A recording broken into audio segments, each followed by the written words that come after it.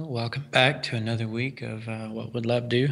Um, we're down to two this week, just me and my wife, but we want to just kind of sort of continue where we were last week and talking about the responsibilities that we have this day and age when it comes to religion, the things that we're trying to overcome when it comes to religion.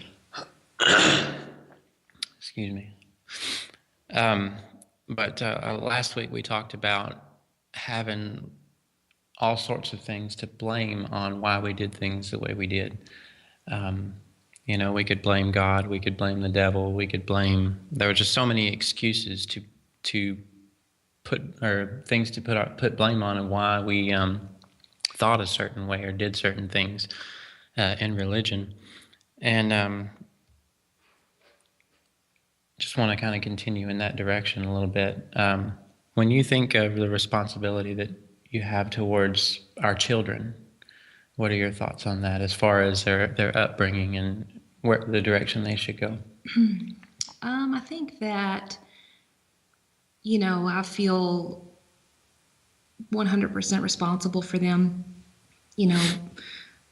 as a mom, but I know that you're there too to kind of help harness that. But, my thoughts probably on a daily basis are to get through the day, for one, but also looking at long term and just wanting them to be the best people they can be, and just to encourage them to just be good people. And I think that before, when I was younger, it was all about, when I have kids, I'm going to train them. And I don't want to use that word anymore. I don't want to say I'm training my kids, because it's almost like it's my agenda and I'm pushing something on them. But I just want to help them.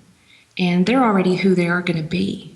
Micah, our 5-year-old, he already has his ideas of what life's about and what he's going to be when he grows up. And I think, good for him, and as a mom, I just want to kind of be there and help encourage him to shoot for the stars and go for his dreams. And, and that goes for all of our kids. I think it's just because Micah's voicing everything right now.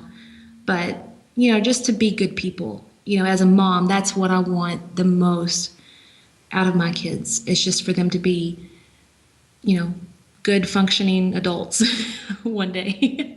Right. When I think about the responsibility that we have for our kids, for one, it's a joy to be called dad. I mean, when my kids run up to me and say dad, that's an awesome title to have. And in their growing up process, I, like you, of course, want them to be good people, but the struggles that they're going to deal with in growing up is being approached, especially when they get in their teen years and even older, they're going to be approached by people trying to sell them on some sort of religion. That's true. And I'm so thankful that we have been, I guess things have been brought to our attention, because we were pretty steeped. We were pretty gung-ho about church and about God, in the sense of the way the Old Testament depicts him.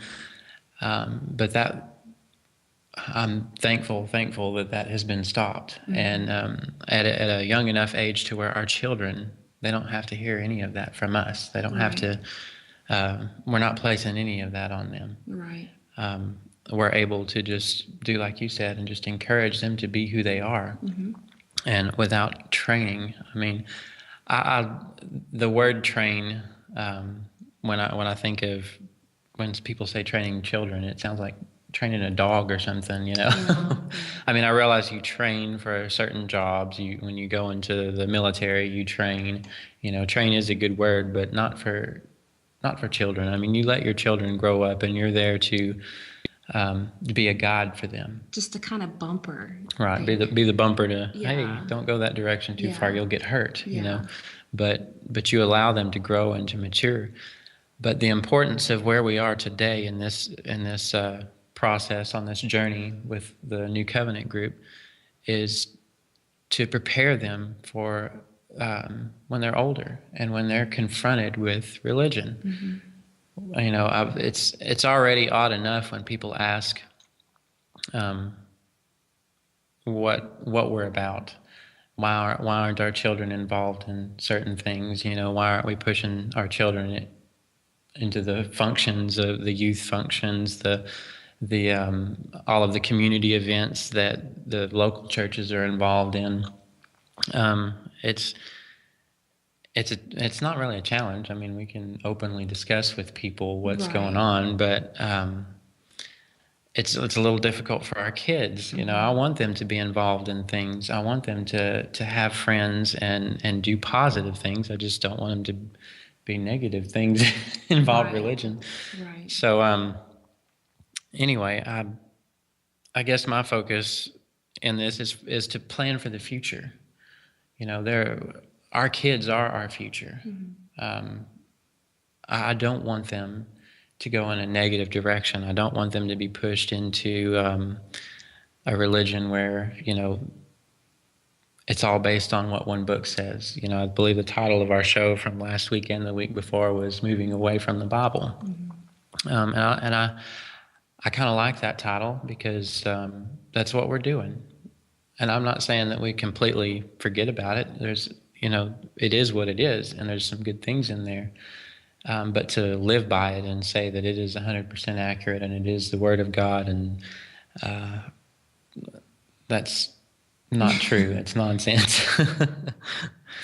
You were just saying that our children are the future, and that's something that a lot of organizations put out there. Our children are the future, but something that's been ringing in me lately is that our children are the present too. They may not voice things the way that we voice, but they grow us up, and we are active voices in the present. And I know that my children have a huge effect on me when it comes to how I relate, socially with people, especially when it comes to telling people about this stuff. I feel like, our children have really played a huge part in growing me up, as a person, and I know you too. And so I give them that, they're right now too. They play such a huge role in everything going on in the present. And so before we got too far away, I just wanted to shout that out. Well, another thing I wanted to talk a little bit about is fear. That was brought up last week. And that's one of the things that I'm thankful that we're not going to instill in our children. I grew up being very fearful of God, fearful of my parents, afraid of, I don't know, it just brought, because of the understanding that I had about God, I feared a lot of things. I mean, I feared everything in life pretty much. I feared strangers. I feared awkward situations. I feared just what I'm doing right now, getting in front of larger crowds, in front of cameras. It was just a lot of fear in my life, and I'm thankful that our kids aren't afraid of anything. I mean, I could call them in here right now and tell them that, oh, they're being watched, they're being viewed, and they would love it, and they'd try to put on a show. Well, Micah is afraid of the smoke alarm. But that's true too. But he probably gets that from me though, because I still have a lot of fear. But where did fear come from, or where did that fear in my life come from? The answer to that question is from the devil. No, from those telling me that I needed to fear. Yeah. Telling me that I needed to fear God, that I needed to, or I didn't need to question things. Yeah. I didn't need to question my parents. I didn't need to question why things were done a certain way. We just did what we were told. And I can't just say by my parents, but really by any adult figure. Kids were to be seen and not heard. Yeah. If there were adults in the room, we were silent, or we left the room. And when you're told that you can't question, there's something about that unknown that you are automatically afraid of. When you're told, don't ask, it's none of your business, or, don't question that.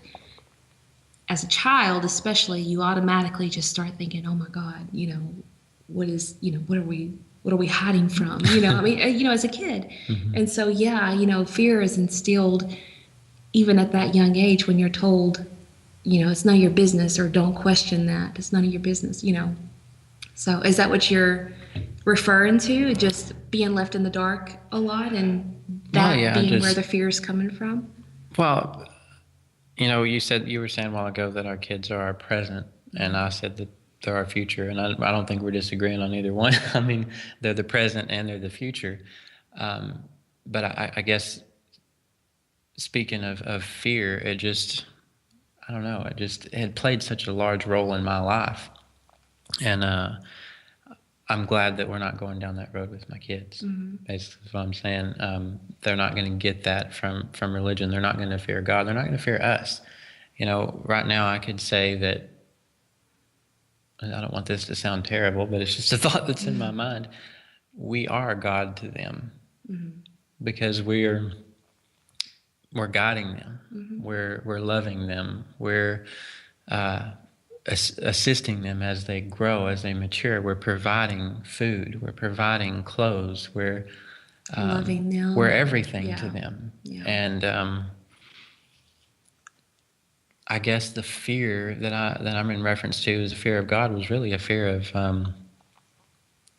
adult figures. When I was young,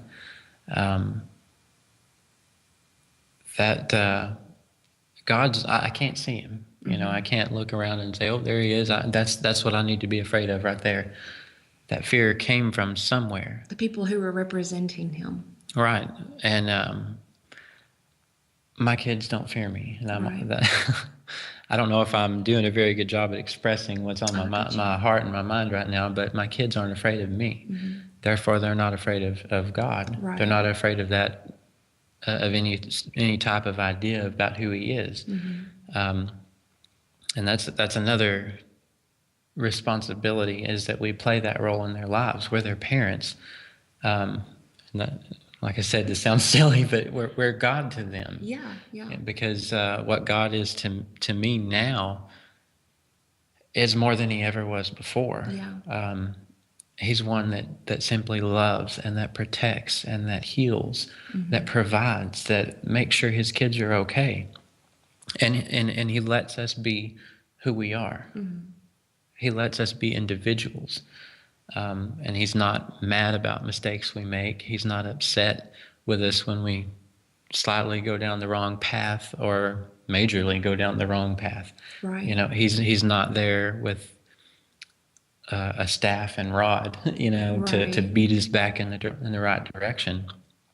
And getting to know him that way has caused me to want my kids to know me that way. Mm-hmm. I want to fill that role in their lives. I want them to know that I'm not going to become angry. I'm not going to resent them for any reason. I'm going to be there for them. I'm going to provide for them. Yeah. They're an open book.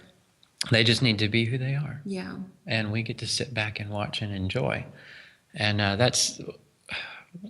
there's so many things that I enjoy about this journey, but that's one of the biggest, is just being able to relax and be me and enjoy my life, enjoy who I am, enjoy who you are, and not worry about God so much, if that makes any sense. Not worry about trying to make him happy all the time. Mm-hmm.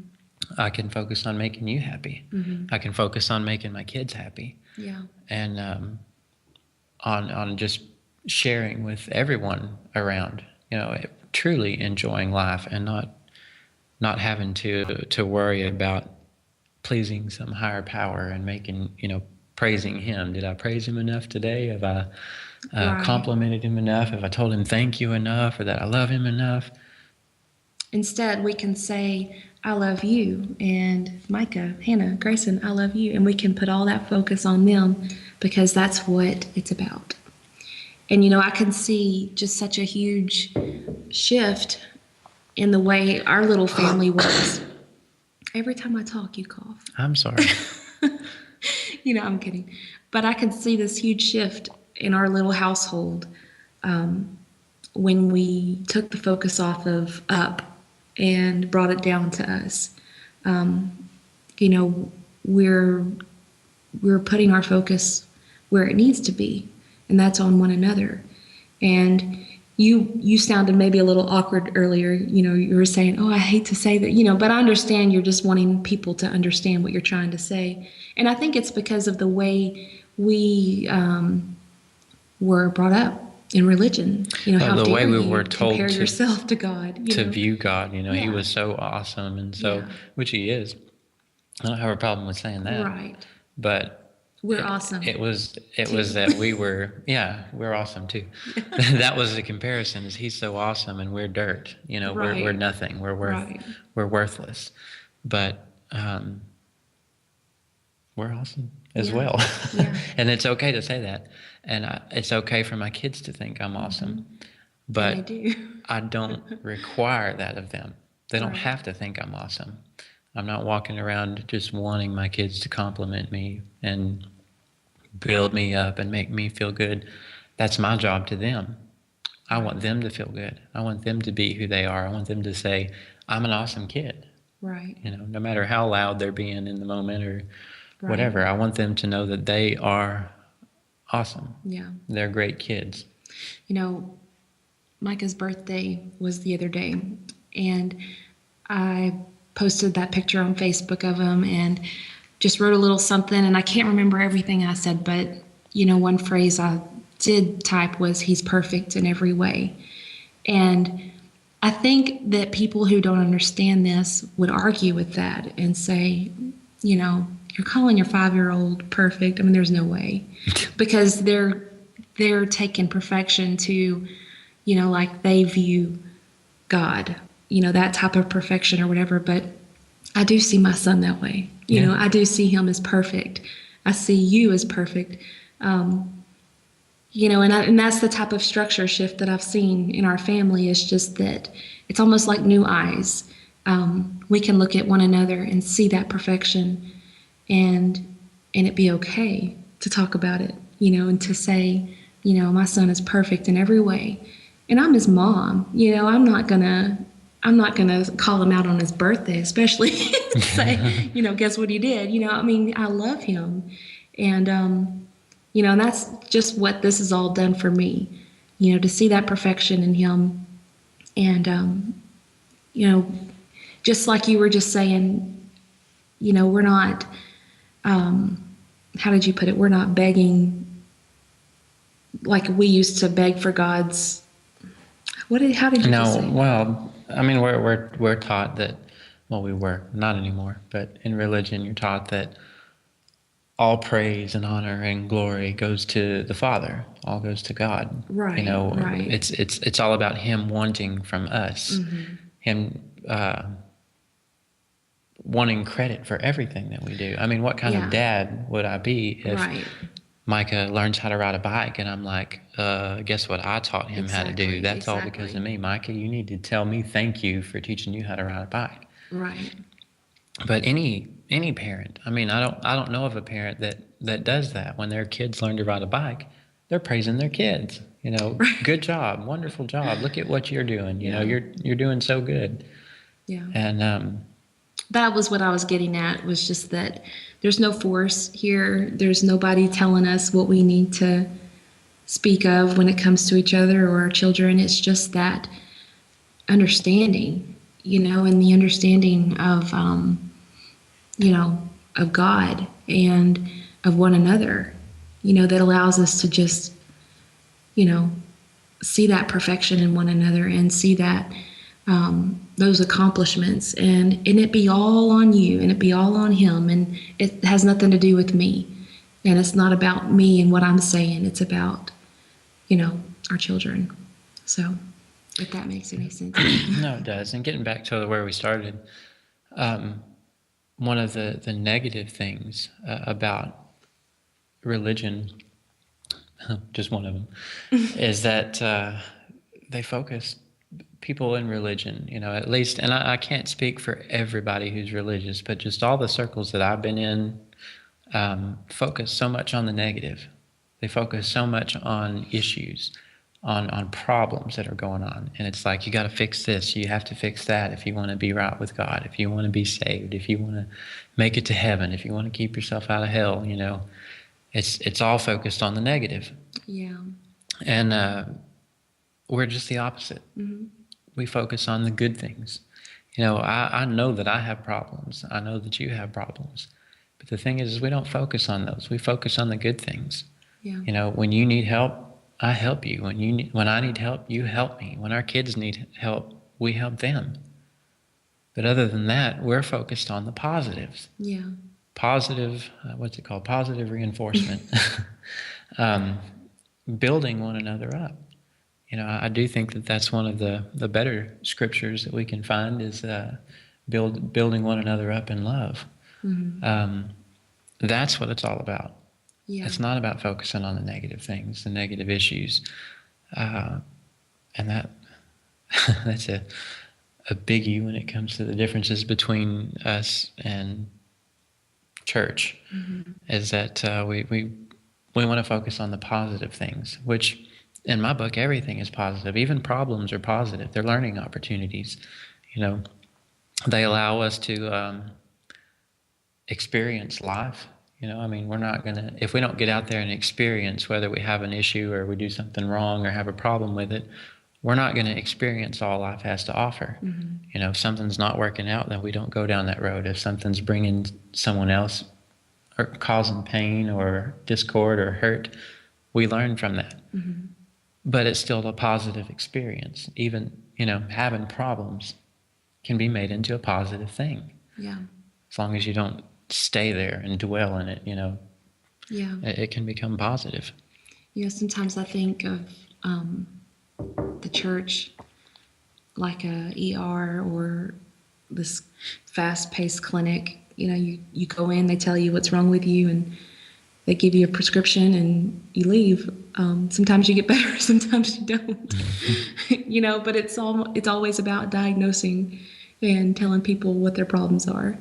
And I think that with me, something that has changed in that area is that, I do see, I don't want to say potential because it still sounds like you're putting them down, but you see the good in people. And it's not hard to do that. It becomes very easy to just see past what everybody else wants to focus on and just see someone that's beautiful and, a great person. And so. Right. Well, our show here is a very simple show. I love to just sit and visit like we're doing and just talk about what this is doing for us, what this program is doing for us, what this group, this New Covenant movement. I'm not qualified to do like some of the other members of our show do. Dr. Jones, Bob Graves, they're very studied men, and they're able to go into Scripture and pick it apart, look at it in its original language, pull out the meanings that the authors meant, find the negatives and the positives. But what I am able to offer is a sane and logical view of what we're learning and what's going on. I sort of started a few weeks ago in a direction to point out differences between where we are and where we were 10 years ago, where the church is today. And even though I can't go into a linguistic standpoint on it and prove things from a different language about where we are today, but some of these issues should be simple. Yeah, it should be so easy to overcome when you look at it, even when you look into the English text. Mm-hmm. You can see discrepancies. You can see places that we've been that we don't need to go. Mm-hmm. They just don't make sense anymore. And it's a lot of the things that we've been talking about tonight. Just the simple way we live. Religion. I don't want to go too far back into the past, but it just caused a lot of damage. Caused lots of damage in my life that I'm still getting over today. And getting back to our responsibilities, it's just awesome that we don't have to put that on our children. Yeah. Our children have the opportunities that we didn't have to make it past childhood without fear, right. Without being afraid of us, of situations. So I'm excited to keep going in this direction, and I hope Joey is still listening, because I'm going to ask. I've never done this before, but I'm going to ask for a break. Could we possibly have a break? Maybe play some music for just a minute. Is our producer there? Maybe.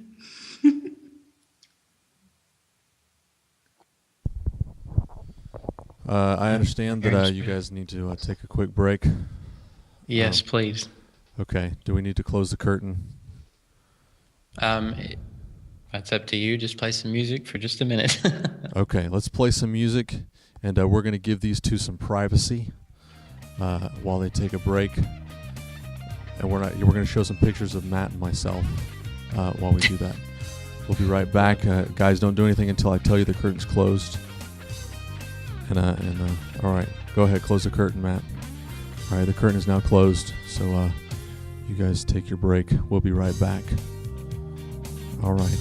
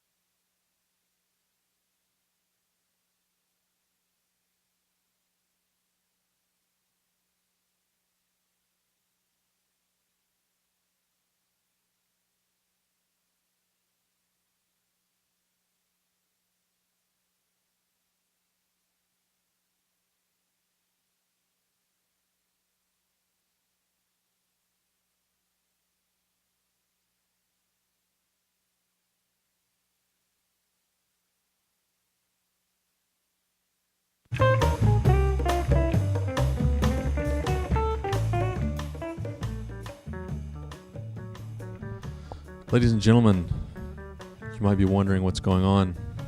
Well, I've been sworn to secrecy. I can't tell you what's going on. But it's enough to make a grown man cry.